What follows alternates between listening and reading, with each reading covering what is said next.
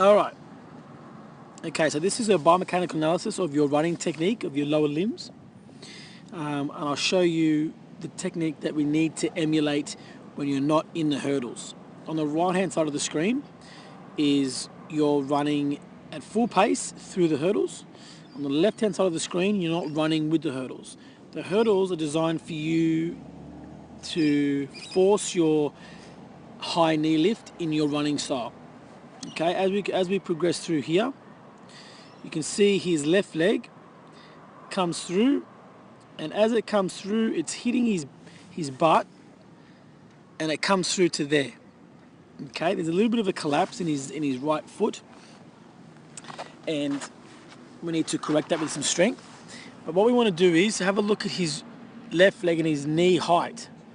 Okay, so can you see his knee height? It's fairly high. Okay, as we progress one through it, it's fairly parallel. Okay, with his line.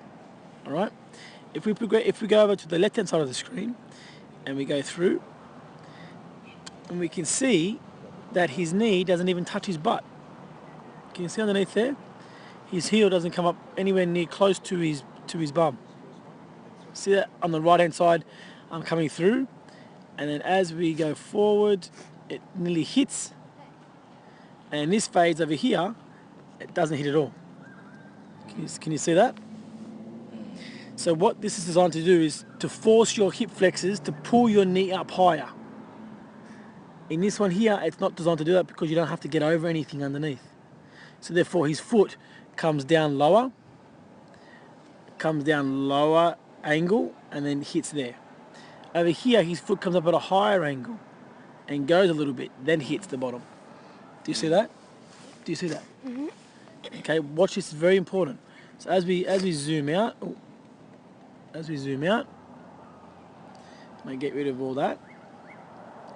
If you can see on the left how it's low, and then as it comes forward, his first point of contact is for the ground with is his toe, but the gap between his heel and his bum on the left-hand side of the video is very big.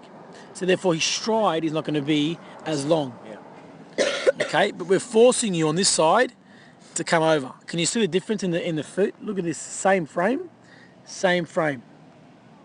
Okay, can you see the difference in his running? Look at his knee there. His knee's down, and over here, his knee's almost straight. Okay, we have the same running line there. Okay, it's not too upright, but it is upright, and we need to change that.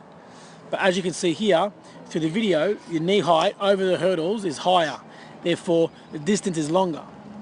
Over here, the distance is lower because your knee is not high. It's nowhere near as high. Can you see that? Why is that? Because it's forcing him to go over the hurdle. So he can do it and get his knee high. We have to teach him to get his knee high without the hurdle so he can run in a game. We should just think there's hurdles there. Just no, you can't think there's hurdles there to run. You can't do that. There's hurdles in front of you there.